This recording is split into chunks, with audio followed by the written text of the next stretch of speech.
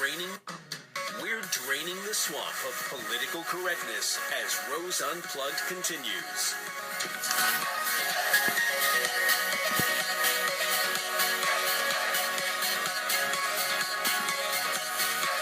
Welcome back to the show. This is Rose Unplugged. Joining us this morning is the managing editor of the Daily Interlake, based in Montana. It's a position that he's held for the past 17 years.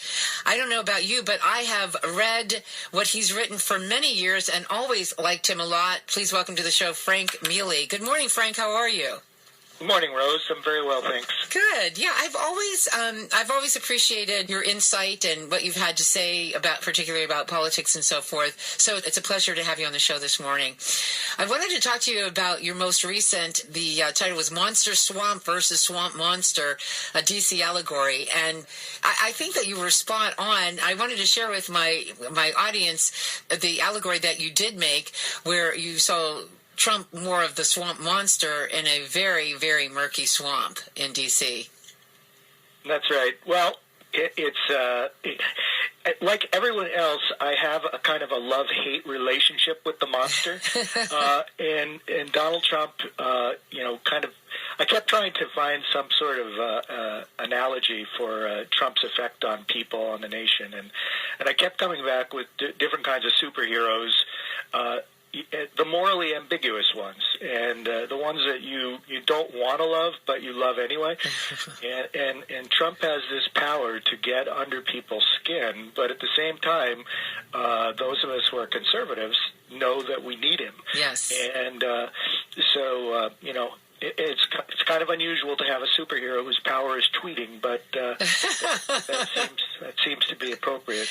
I was talking to my audience about that this morning because, there are so many things that he said, or even the most recent, which I didn't even discuss on air, because when he was speaking to law enforcement and he was talking about the gangs and arresting them and not being careful about what happens to their head. When he says something like that, I kind of get what he's saying, and it was not said very well, and he's not the most articulate person. He really isn't at times, and I think he tries to make jokes, but at the same time, I get what he was saying. I understood what he was saying. But exactly. The thing is, the tweets and so forth, the only thing I keep telling my audience is this. It's very frustrating, yes. And in fact, you kind of alluded to the same thing. I said, but we would have a entirely different conversation right now had Hillary Clinton won. And so I would rather have to shake my head at some of the tweets, or shake my head because he didn't really represent his thoughts as clearly. He didn't speak his thoughts as clearly as he could, when he was speaking to law enforcement or other places, But I would prefer to have this over Hillary Clinton any day of the week, any day. Right. The time for niceties seems to have passed. That's true too. And the fact that this New York germaphobe, elegant man who loves gold and glitter is the guy who has chosen to dive into the swamp to try to save us from our own misdeeds. There's just something about the whole equation that appeals to me. Yeah, and I liked what you said too when you said, if the man is telling you he's going to clean up the swamp, hey, when I go if my little puppy's made a mess, and he's been doing that a lot, 10-week-old, I have to get in there and clean it up, and then I get dirty. I'm dirty now. I had to take another shower this morning after I cleaned his crate. But you love the puppy. I love the puppy. So you were right. You said we can't forget that cleaning up the swamp means getting your hands dirty. Yeah, and obviously, the other thing that I pointed out in there is that ultimately, due to whatever, machinations, the fake news media, as he has termed it, has become his mortal enemy, So there is this nemesis that at every step that he takes is trying to undermine him and bring him down to ground. And he keeps getting up and fighting back. And, it's just kind of a miracle story. That's nicely said. I hadn't thought about it that way, but you're absolutely right. He does keep getting back up and dusting himself off. And I remember a couple of weeks ago, we have Dr. Sebastian Gorka on each week, and I decided to skip the discussion on national security, and I asked him, is President Trump doing in the midst of all the Russia talk and the media and the attacks from the left and the right and the leaks and everything else? And he said, you know what, Rose? He just goes about business. He comes in there and wants to fulfill the promises he made to the American people. Does he make mistakes while he's doing that? Does he say things he maybe shouldn't? Yeah, but he's in there and he's getting the job done. And when I was in D.C., we broadcast from the White House lawn last week, and I was talking to Secretary Shulkin from the Veterans Affairs, and he said, I mean, this guy has fired 600 people already from the VA, and that's in 6 months. He's averaging 100 people out that probably absolutely needed to be out for years are now out. I mean, there are things that are getting done all the time, and it's just not being talked about. Yeah, for sure. Maybe Shulkin should be chief of staff.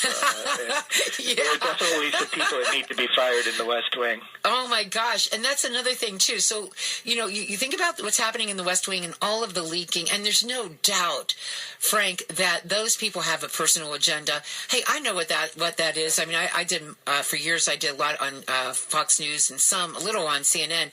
But people, they were always pulling from that group of people, that worked at the White House, or so those people in the West Wing right now, they've got a personal agenda. They're hoping that they're endearing themselves to some of these cable news networks and so forth for the opportunity themselves someday to get out there and on camera. Well, we'll see what happens to Sean Spicer. Yeah, let's see. Yeah, I heard he's been shopping, himself to a couple of the networks. What do you think about Kelly? And I got to tell you, my audience says they don't care if you have to hire and fire someone every day until you get it right. Do it, whatever you need to do. Do you feel pretty confident seeing Mike Kelly in that position now as chief of staff? Yeah, I mean, it definitely. The problem for me has all along been that when Trump got into office, he indeed tried to be presidential in the sense of reaching across aisles and trying to bring everybody into one big tent. And, he was trying to shove people into the tent, and most of them didn't want to go in there. But in his White House, he's brought together this group of people that many of them don't naturally adhere to his, the principles he's pushing. And so I'm not sure if Kelly is indeed a true believer, but I think that he will bring that, discipline, the military discipline that he understands who the commander-in-chief is, and he will fight for him. And so I think it's going to work out. It's probably not, again, my first choice, but right. I think it's going to be a successful one. Oh, good. I mean, certainly I agree that Kelly will approach this position with the same mindset that he does any other task that he performs. And I think he sees it as a job, and a job that as a challenge, and he's the man to meet that challenge. I really think he sees himself that way, and I actually quite see him that way as well. Yeah. So when we talk about, there are Republicans now, and there was a story just yesterday or the day before. Let's not talk about Republicans. Okay. It's just disappointing because it looks like there's a lot of dissension, and they're openly now, some of them are openly defying, it seems, the president, and I don't understand. I really don't understand how they don't understand that's a bad idea. I know. I'm not sure if the numbers will add up in 2020, but I almost feel like Trump is setting himself up for an independent run. He has never, totally identified with the Republican Party for good reasons, and he has got that 35% base that doesn't seem like it's going to go away. And if he can somehow position himself so that the two other parties are at each other's throats and at his at the same time, there is a possibility, I think, that he will try to do something really unique and throw both parties away and try to make that heroic stand on his own. That's interesting. Don't know, but I just have a feeling. That's interesting. And then, of course, we have Rosie O'Donnell, who's going to start the female party, the party for the women. There's no end to sideshows. No, you are so right. There are so many sideshows. I've never seen. Okay, Frank, look, I've been doing this show for several years. years, many years, and I've always enjoyed reading what you've had to write. Has there ever been a time, and let's say the last 15, 16, 18 years, that has been so interesting, so much fun to write about? Did you ever shake your head as much as you do right now? Come on. Well, probably not, although I never had any shortage of column ideas when Obama was president. No. It was for the opposite reason, The terror that Trump strikes into the hearts of liberals is very similar to what you and I underwent for 8 years under Obama. That's right. They simply don't give us credit for the ability to suffer, I guess. No, they don't. One other thing I wanted to ask you, too, just your opinion on, a lot of talk about a shadow government initially, with Obama moving just 2 miles away from the White House, Valerie Jarrett making it Three's Company at their new semi-mansion that they're living in. I really thought that I guess I thought he was going to be interfering more than he has, but I'm thinking he can sit back because everybody's doing the job for him, Republicans included. I mean, are we going to see more of an interference by Obama, do you think, or does he even need to bother?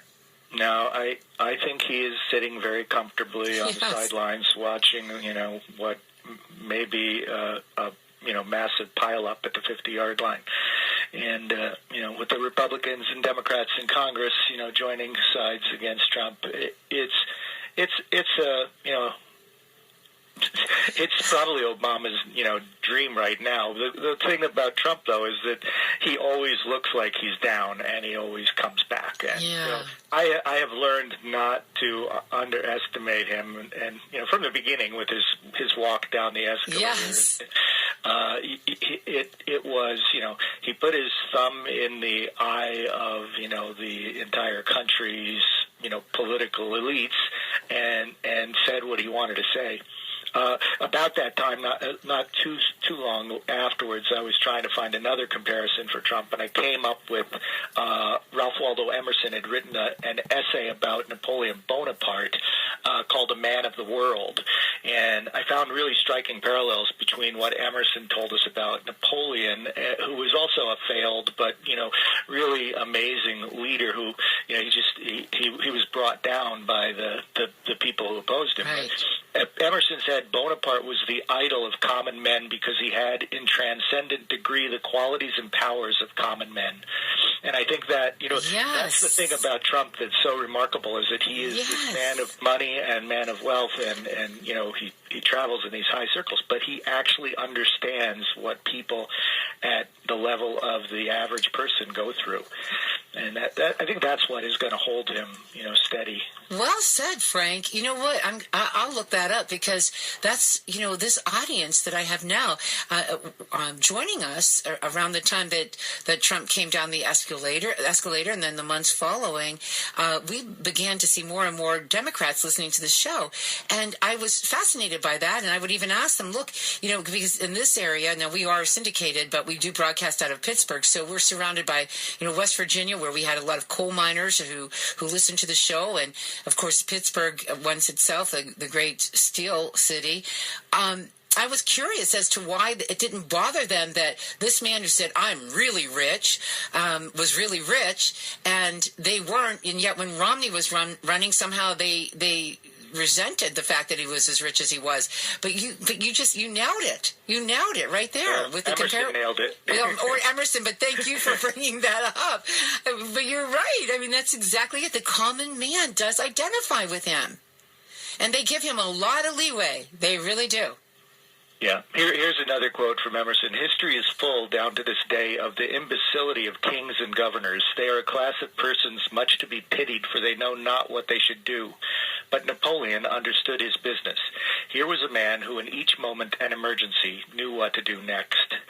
And we hope that is going to be Donald Trump. Very cool. Very cool. Frank, I have to say, it was a pleasure to have you on. We're talking to Frank Miele, and he's with dailyinterlake.com. Always enjoyed reading what you had to say, and I hope that I hope you'll come back on the show. Thank you, Rose. It was fun. Appreciate it. Having you. Okay, thank you so much, Frank. Take care now. Bye-bye. All right, we'll be back with more Rose Unplugged right after this. We are not